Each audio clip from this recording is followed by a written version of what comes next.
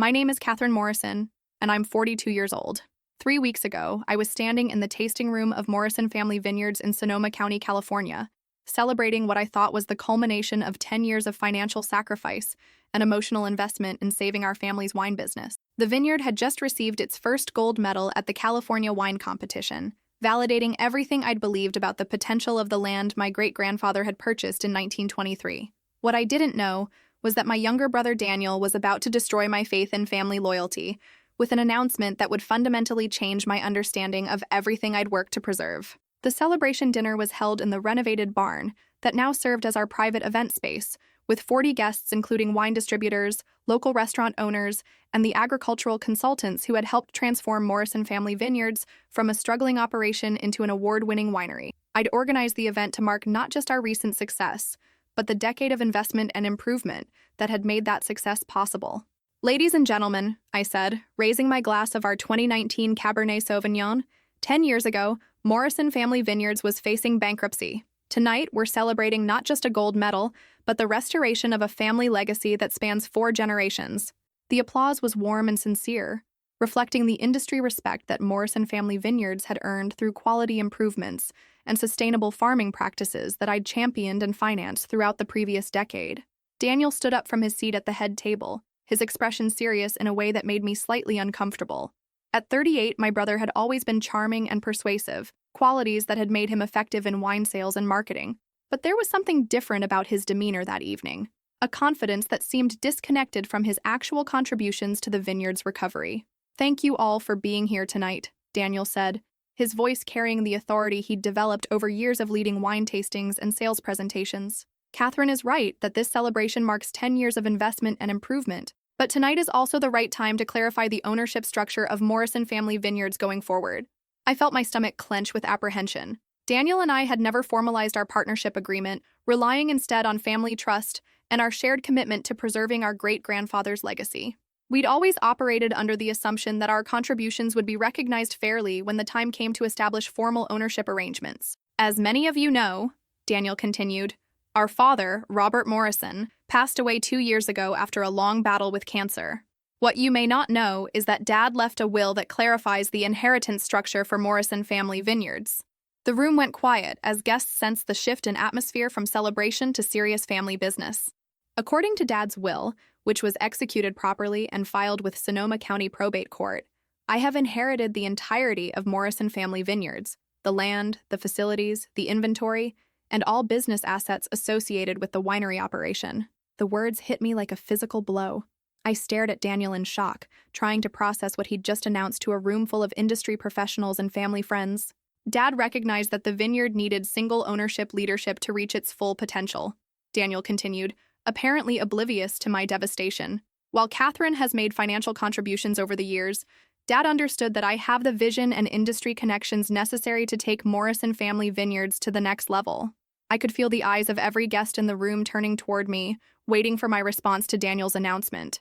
My mind was racing with questions and confusion. Dad had never mentioned changing his will or altering the inheritance structure he'd discussed with both Daniel and me over the years. "Daniel," I said, my voice barely steady, "I think we need to discuss this privately. This isn't the appropriate venue for family business decisions." "Actually, Catherine, I think transparency is important," Daniel replied, his tone taking on the condescending quality I'd heard him use with difficult customers. "These are our industry partners and supporters.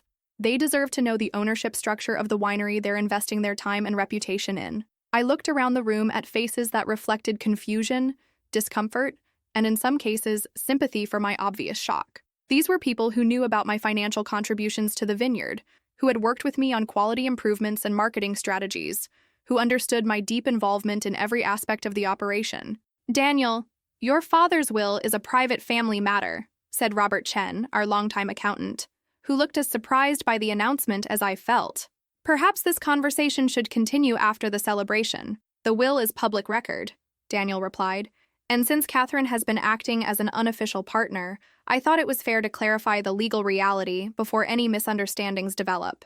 The evening concluded awkwardly, with guests offering polite congratulations to Daniel while shooting concerned glances in my direction. As people began to leave, several approached me privately to express their confusion and support. "Catherine, I don't understand," said Maria Santos, the wine distributor who had been working with us for 5 years. "I've always worked with you on purchasing decisions and quality standards. Are you no longer involved in the business?" "I'm not sure," I replied honestly, still trying to process Daniel's announcement. "This is the first I've heard about any changes in ownership structure."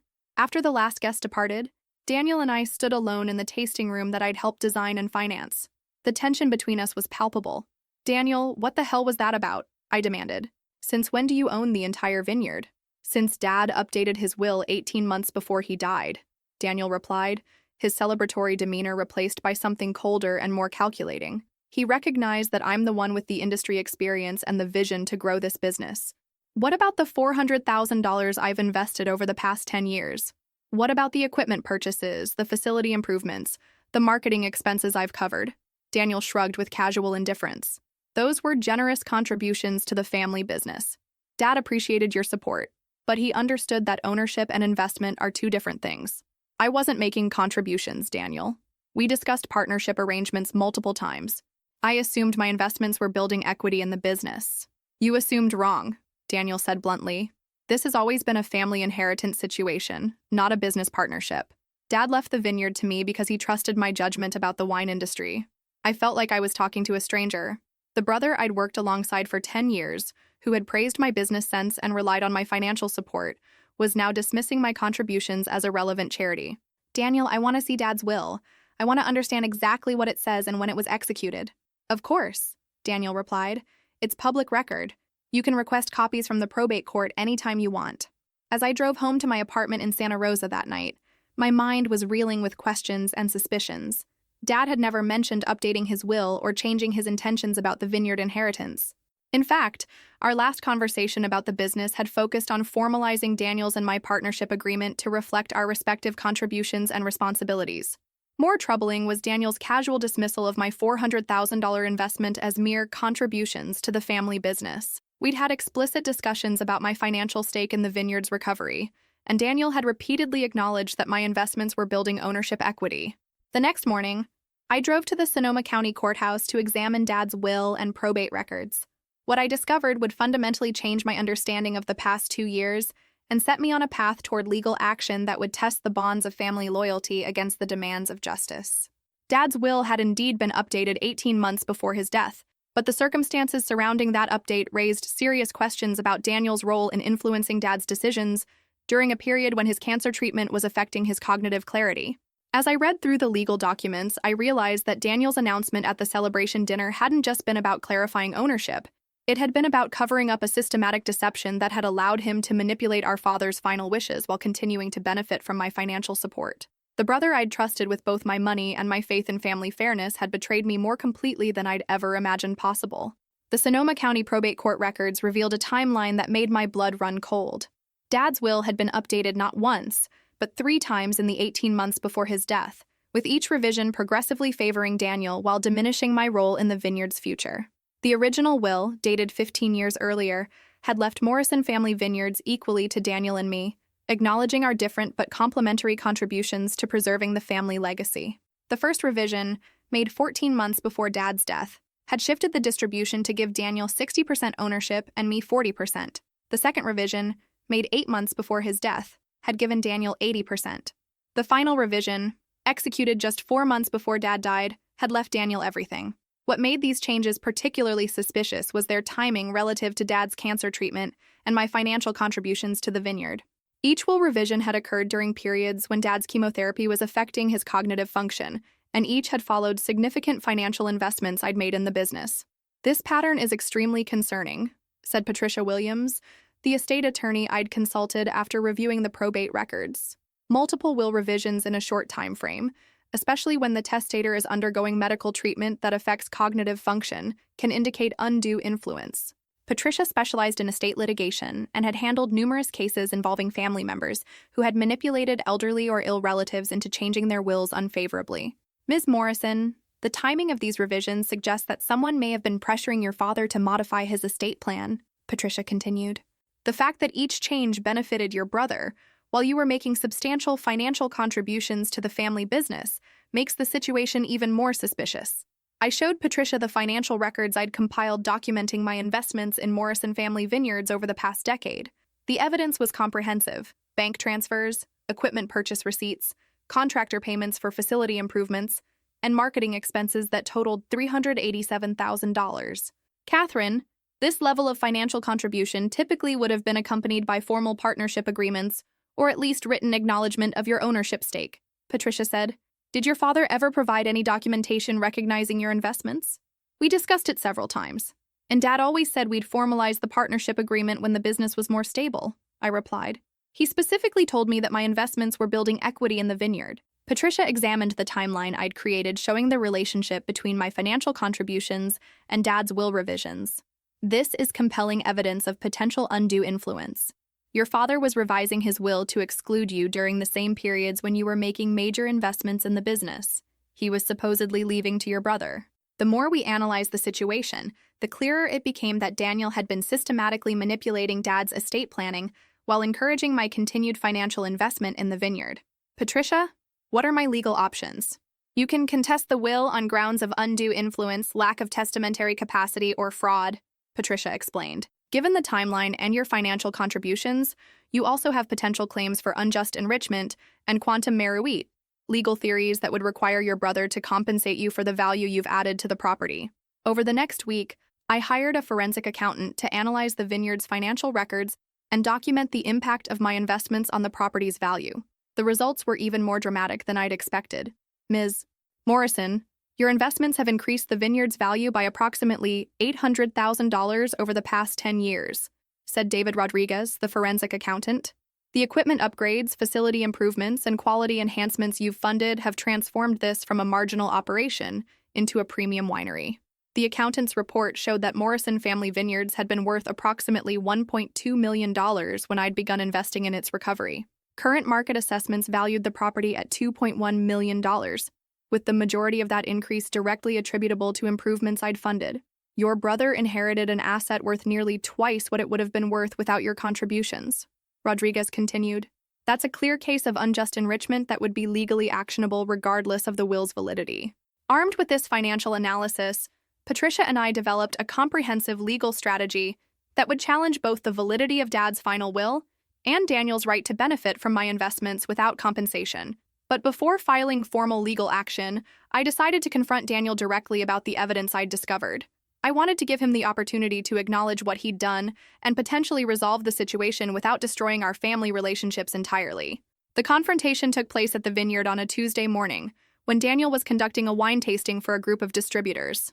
I waited until his clients had left before approaching him in the tasting room. Daniel, we need to talk about Dad's will and your role in the revisions. Daniel looked up from cleaning wine glasses, his expression immediately becoming guarded. What about the will? It's pretty straightforward. I've reviewed the probate records, Daniel. Dad revised his will 3 times in 18 months, with each revision favoring you more heavily. Each revision occurred during periods when his cancer treatment was affecting his cognitive function. Daniel set down the glass he'd been cleaning and faced me directly. Dad made his own decisions about the will. I didn't force him to do anything, but you were present during each of those will revision meetings, weren't you? And you were the one who arranged for the attorney visits during periods when Dad was most vulnerable. Catherine, Dad asked me to help him with legal matters because I was more available than you were. You were busy with your investment banking job. I was busy with my investment banking job so I could earn the money to invest in this vineyard, I replied. Money that has increased the value of the property you inherited by nearly $800,000. Daniel's expression shifted from defensive to calculating. Those were gifts to the family business.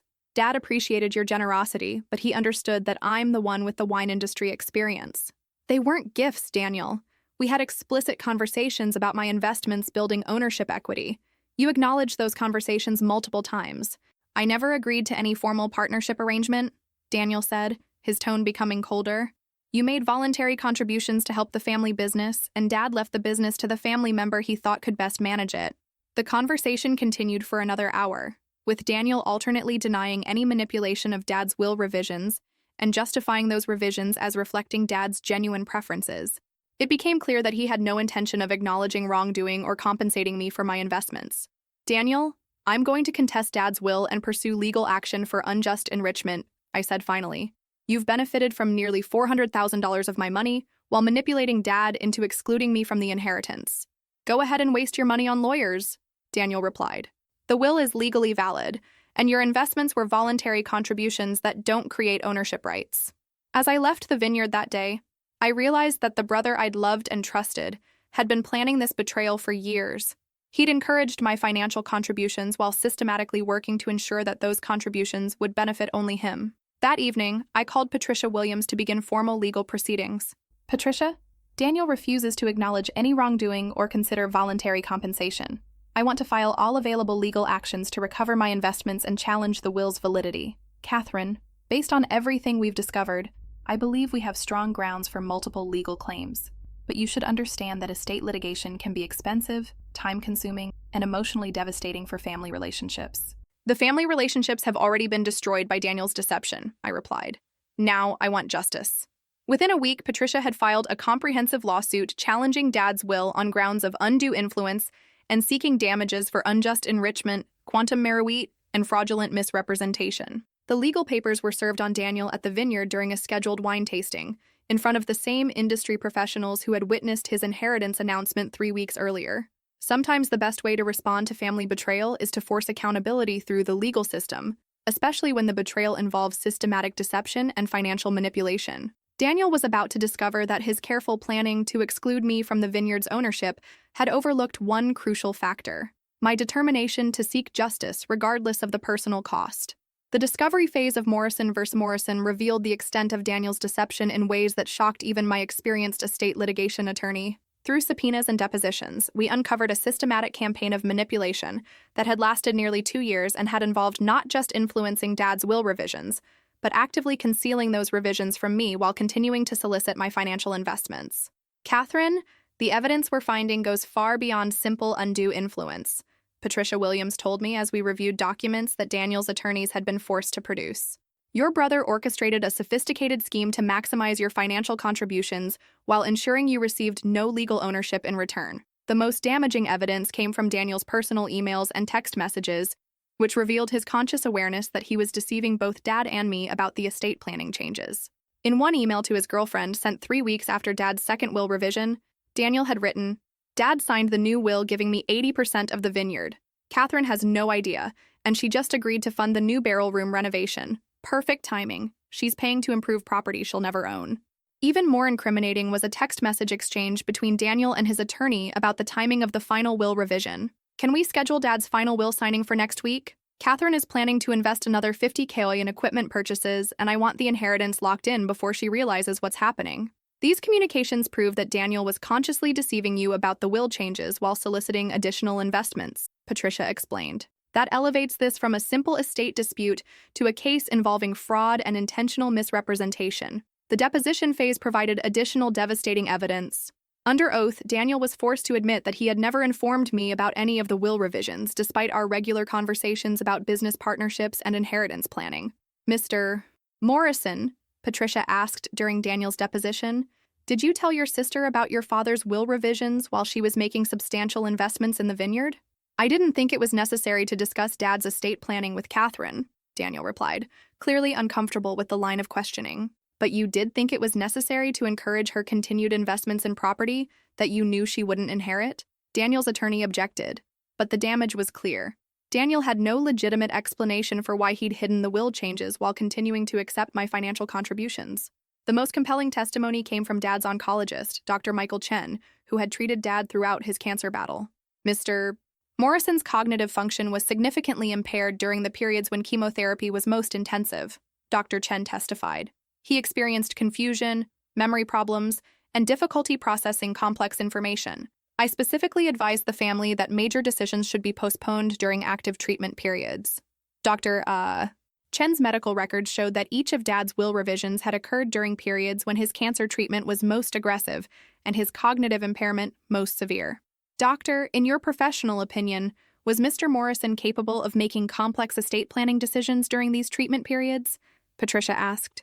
"Mr. Morrison was capable of handling routine daily activities, but complex legal and financial decisions would have been challenging for him during active chemotherapy cycles," Dr. Chen replied. The medical evidence supported our argument that Dad lacked the testamentary capacity necessary for valid will revisions during the periods when Daniel had arranged for the estate planning changes. But the case took an unexpected turn when we discovered that Daniel had been secretly recording conversations with Dad about the will revisions, apparently to protect himself from future legal challenges. Catherine, Daniel's attorneys just produced audio recordings that they claim support their position, Patricia told me during a strategy meeting. But when I listened to these recordings, they actually strengthen our case significantly. The recordings revealed Dad's confusion and reluctance about the will changes, as well as Daniel's persistent pressure to exclude me from the inheritance. In one particularly damaging exchange, Dad could be heard saying, "Daniel, I'm not comfortable cutting Catherine out completely. She's invested so much money in the vineyard, and she deserves to be recognized for that." Daniel's response was recorded clearly. "Dad, Catherine makes plenty of money from her investment banking job. She doesn't need the vineyard like I do. Besides, she's always said family is more important than money.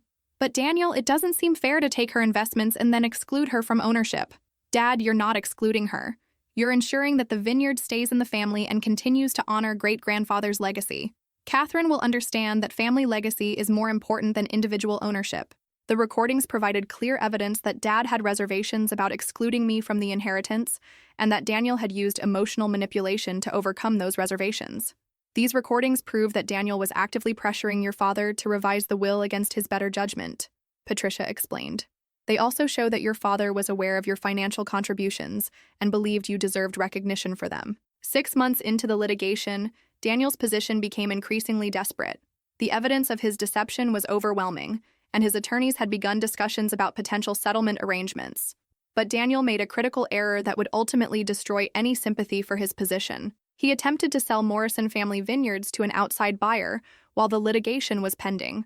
"Catherine, we've just learned that Daniel has signed a purchase agreement to sell the vineyard to Consolidated Wine Holdings for $2.3 million, Patricia informed me during an emergency phone call. "He's apparently trying to liquidate the asset before the court can rule on your claims." The attempted sale was a violation of the court's preliminary injunction and demonstrated Daniel's willingness to destroy the family legacy rather than acknowledge my legitimate claims to ownership. "This is exactly the kind of conduct that courts punish severely," Patricia said.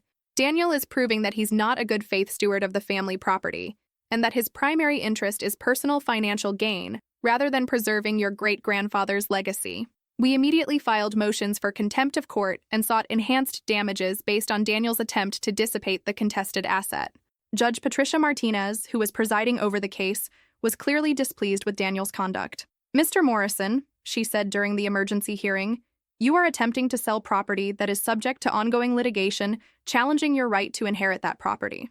This demonstrates either a profound misunderstanding of legal proceedings or a willful disregard for this court's authority." Daniel's attorney attempted to argue that his client had the right to manage the inherited property as he saw fit, but Judge Martinez rejected that argument completely. "The validity of Mr. Morrison's inheritance is precisely what this court is determining," she replied. "His attempt to sell the property while that determination is pending suggests that he lacks confidence in his legal position and is attempting to prevent this court from providing appropriate relief to the plaintiff." The judge issued a temporary restraining order preventing any sale of the vineyard and sanctioned Daniel's legal team for failing to adequately advise their client about his legal obligations. This case will now proceed to trial with the understanding that the defendant has demonstrated bad faith conduct that may warrant punitive damages, Judge Martinez announced. As we left the courthouse that day, I realized that Daniel's greed and panic had transformed a complex estate dispute into a clear case of fraud and misconduct that would be difficult for any jury to excuse. "Catherine, Daniel's attempt to sell the vineyard was the best thing that could have happened for our case," Patricia said. "He's proven that he's not interested in preserving family legacy. He's only interested in converting your investments into personal profit." The trial was scheduled for 6 months away, but Daniel's conduct had already demonstrated that his inheritance announcement had been based on deception, manipulation, and conscious fraud. The brother who had celebrated his supposed inheritance in front of industry professionals was about to face public accountability for his systematic betrayal of family trust and legal obligations. The Sonoma County Superior Court courtroom was packed with wine industry professionals, legal observers, and local journalists who had followed the Morrison Family Vineyards case throughout its year-long journey from family dispute to high-stakes litigation. As I sat at the plaintiff's table next to Patricia Williams, I could see Daniel across the aisle with his legal team, looking older and more haggard than I'd ever seen him. The trial would determine not just the validity of Dad's final will, but whether Daniel would face consequences for the systematic deception that had enabled him to inherit property enhanced by my $400,000 investment while excluding me from any ownership recognition. Ladies and gentlemen of the jury, Patricia began during her opening statement, this case is about a family member who used his dying father's illness and confusion to steal nearly $500,000 from his sister while pretending to preserve a family legacy. Patricia's presentation was methodical and devastating. She walked the jury through the timeline of Dad's will revisions, showing how each change had coincided with his most intensive cancer treatments and my largest financial investments in the vineyard. The evidence will show that Daniel Morrison knew his father lacked the cognitive capacity to make complex estate planning decisions during chemotherapy treatment. The evidence will show that he hid these will changes from his sister while actively encouraging her to invest more money in property he knew she wouldn't inherit. And the evidence will show that he attempted to sell the vineyard to prevent this court from determining the truth about his deception. Daniel's attorney, Robert Chen, from a prestigious San Francisco firm, attempted to portray the case as a routine family estate dispute, complicated by emotions and misunderstandings. Mr. Morrison inherited the family vineyard according to his father's clearly expressed wishes, Chen argued. The plaintiff's investments in the business were voluntary contributions that she made knowing that inheritance decisions remained with her father. This court should not overturn a validly executed will simply because the results disappoint one family member's expectations. But Daniel's defense crumbled under the weight of evidence that had emerged during discovery. The most powerful testimony came from Dad's estate attorney, Jennifer Walsh, who had been forced to admit under oath that she had been uncomfortable with the circumstances surrounding the will revisions. Ms. Walsh, Patricia asked, did you express concerns about Mr. Morrison's capacity during the will revision meetings? I noted that Mr. Morrison seemed confused about some details and had difficulty following complex legal explanations, Walsh replied reluctantly. Did you recommend postponing the will revisions until his treatment was completed? I suggested that major estate planning decisions might be better handled when Mr. Morrison was feeling stronger, but Daniel insisted that the revisions were urgent. Did Daniel explain why the revisions were urgent? He said that family circumstances were changing and that delays could create legal complications. The testimony revealed that Daniel had pressured both Dad and the attorney to expedite will revisions during periods when Dad's judgment was compromised by cancer treatment. Even more damaging was the audio recording evidence that Daniel had foolishly preserved. When Patricia played the recordings in court, the jury could hear Dad's confusion and reluctance about excluding me from the inheritance. I'm not comfortable cutting Catherine out completely. Dad's voice filled the courtroom through the sound system. She's invested so much money in the vineyard, and she deserves to be recognized for that. Daniel's recorded response revealed his manipulation. Dad, you're ensuring that the vineyard stays in the family and continues to honor great-grandfather's legacy. Catherine will understand that family legacy is more important than individual ownership. The recordings provided clear evidence that Dad had wanted to recognize my contributions, but had been persuaded to exclude me through emotional manipulation about family legacy and financial necessity. The forensic accounting testimony established the dramatic impact of my investments on the vineyard's value. David Rodriguez presented detailed analysis showing that my $387,000 in contributions had increased the property's value by $847,000 through equipment upgrades, facility improvements, and quality enhancements. Ms. Morrison's investments transformed Morrison Family Vineyards from a marginal operation worth approximately $1.2 million into a premium winery worth $2.1 million, Rodriguez testified. The defendant inherited nearly twice the value he would have received without his sister's financial contributions. When Daniel took the stand in his own defense, his testimony was unconvincing and frequently contradictory. Under Patricia's cross-examination, he was forced to admit key facts that undermined his position. Mr. Morrison, did you inform your sister about any of the will revisions while she was making investments in the vineyard? I didn't think estate planning was her business, Daniel replied. But her financial contributions to the property were your business? Those were voluntary gifts to help the family business. Mr. Morrison, did you ever tell your sister that her investments were voluntary gifts rather than equity contributions? Daniel hesitated before answering. We never formalized any partnership agreement. That's not what I asked. Did you ever tell her that her $400,000 in investments were gifts rather than equity contributions? No, I didn't specifically characterize them that way. In fact, you encouraged her investments by discussing future partnership arrangements, didn't you? We had general conversations about the future of the business. Patricia then presented emails and text messages that Daniel had sent me over the years, explicitly discussing my ownership stake and partnership equity in the vineyard. Mr. Morrison, in this email from 2 years ago, you wrote to your sister, "Your equity stake in the vineyard is substantial, and we need to formalize our partnership agreement soon." Were you lying to your sister about her equity stake? Daniel's attempted explanation was incoherent and defensive. I was referring to her contributions to the business, not legal ownership. But you used the word equity, which has a specific meaning regarding ownership rights, correct? I may have used imprecise language. The most devastating moment came when Patricia questioned Daniel about his attempt to sell the vineyard during the litigation. Mr. Morrison, while this court was determining whether you had rightfully inherited Morrison family vineyards, you attempted to sell the property to Consolidated Wine Holdings for $2.3 million, correct? I was exploring options for the business. You were attempting to liquidate an asset that was subject to ongoing litigation challenging your right to own that asset, weren't you? I believed I had the right to manage the inherited property. Mr. Morrison, were you concerned that this court might determine that your sister had legitimate claims to ownership of the vineyard? Daniel's attorney objected, but the question had already revealed Daniel's consciousness of guilt and his willingness to destroy the family legacy rather than share ownership. After 5 days of testimony, the case went to the jury for deliberation. The 12 jurors returned their verdict after only 6 hours of discussion. On the claim of undue influence in the execution of Robert Morrison's final will, we find in favor of the plaintiff, the jury foreman announced. On the claim of unjust enrichment, we find in favor of the plaintiff and award damages in the amount of $847,000. On the claim of fraudulent misrepresentation, we find in favor of the plaintiff and award punitive damages in the amount of $200,000. The total judgment against Daniel was over $1 million, plus attorney's fees and court costs. More importantly, the jury had invalidated Dad's final will, reverting the inheritance to the previous version that left the vineyard equally to Daniel and me. But the most satisfying aspect of the verdict was the jury's finding that Daniel's conduct had been egregious and calculated to defraud his sister while exploiting his father's illness and cognitive impairment. Judge Martinez endorsed the jury's verdict during the final hearing. Mr. Morrison's conduct represents a profound betrayal of family trust and legal obligations.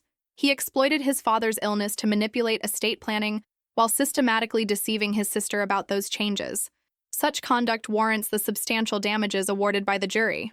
As we left the courthouse, Patricia turned to me with satisfaction. Catherine, this verdict sends a clear message that family relationships don't protect people from legal consequences when they engage in fraud and undue influence.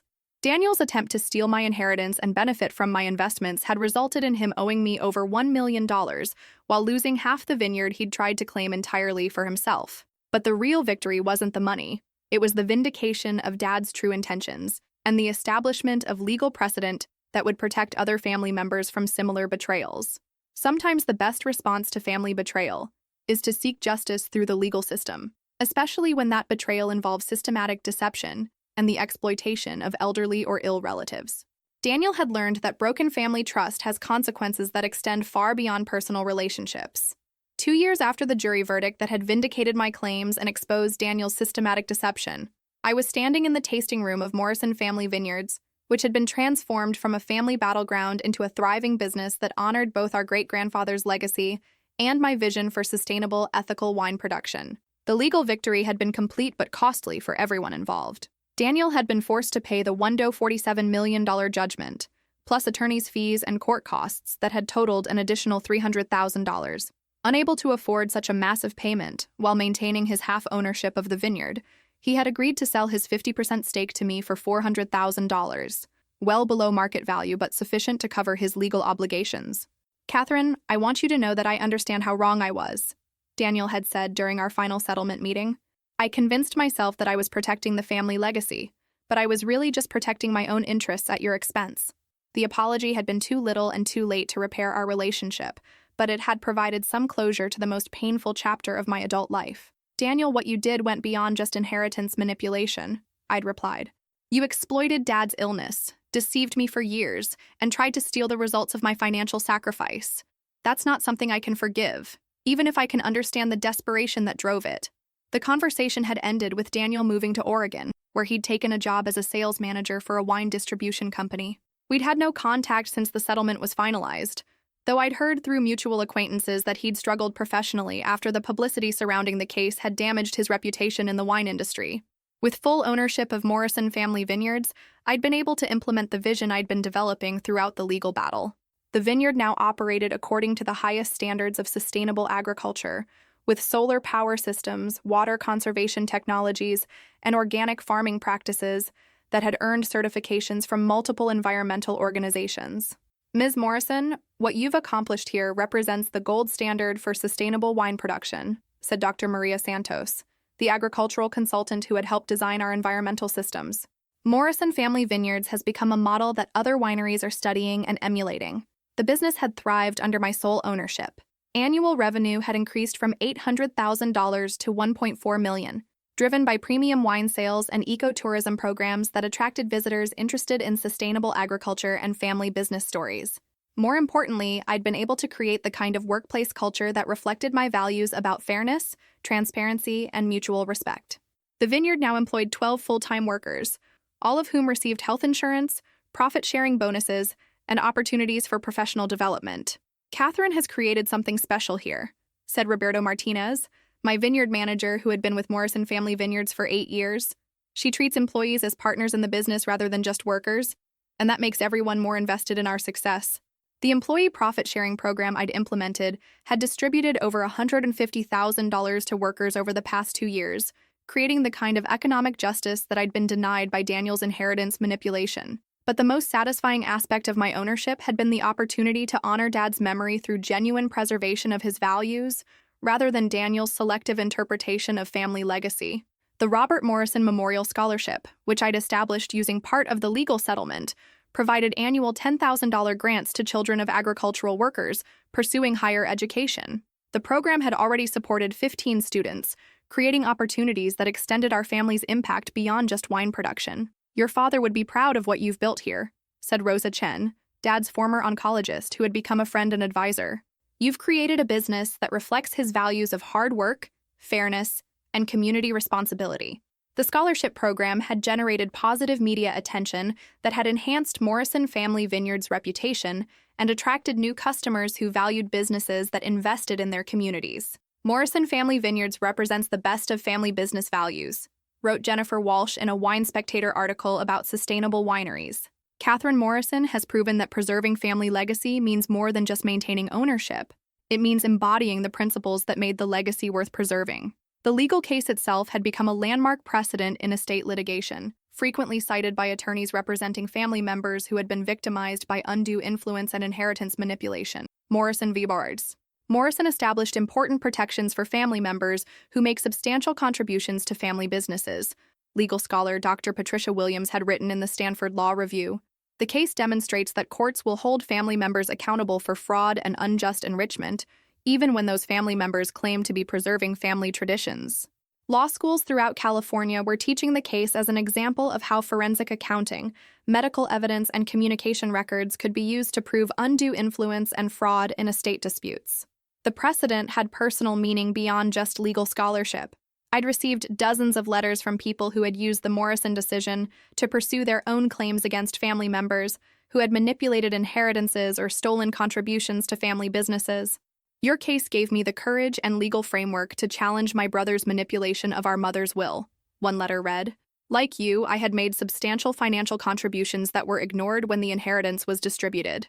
Using your legal theories, we were able to recover $200,000 and establish fair ownership of the family business. 3 years after the trial, I'd been invited to speak at the California Bar Association's annual conference about estate litigation and family business disputes. The Morrison case teaches us that family relationships don't exempt people from basic principles of fairness and legal accountability, I told the audience of attorneys and judges. When family members exploit illness, manipulate legal documents, and steal contributions from relatives, courts must be willing to impose meaningful consequences. The speech had been well received and had led to consulting opportunities with other families facing similar disputes about inheritance manipulation and business ownership. But the most meaningful recognition had come from the wine industry itself. Morrison Family Vineyards had been named Sustainable Winery of the Year by the California Wine Institute, acknowledging both our environmental practices and our commitment to fair labor standards. Catherine Morrison has demonstrated that business success and ethical practices are not just compatible, they're mutually reinforcing, said the Institute's president during the award ceremony. Morrison Family Vineyards proves that doing the right thing for employees, communities, and the environment also creates lasting competitive advantages. As I prepared for the 5th anniversary celebration of Morrison Family Vineyards' transformation under my ownership, I reflected on the journey from Daniel's devastating inheritance announcement to the thriving business that now honored our family's true values. The vineyard that Daniel had tried to steal through manipulation and deception had become a model of ethical business practices and community responsibility. The $400,000 I'd invested over 10 years had been returned through legal action and had grown into a business worth over $3 million. Most importantly, I'd learned that sometimes the best way to honor family legacy is to fight for the principles that made that legacy meaningful, even when family members abandon those principles for personal gain. Ms. Morrison, what advice would you give to other people facing family betrayal? Asked a journalist during a recent interview about women entrepreneurs in the wine industry. Document everything. Trust your instincts, and don't let family relationships protect people from consequences when they violate basic principles of fairness and honesty, I'd replied. Family loyalty is important, but it shouldn't require you to accept fraud or manipulation. The reporter had followed up. Do you regret the legal battle with your brother? I regret that it was necessary, I'd said. But I don't regret holding him accountable for his actions or establishing legal precedent that protects other families from similar betrayals. As the 5th anniversary celebration approached, I'd decided to host the event in the same barn where Daniel had announced his supposed inheritance 5 years earlier. But this time, the celebration would honor genuine achievements rather than manipulated legal documents. The guest list would include the employees, suppliers, and community partners who had helped build Morrison Family Vineyards into a business that reflected our family's authentic values.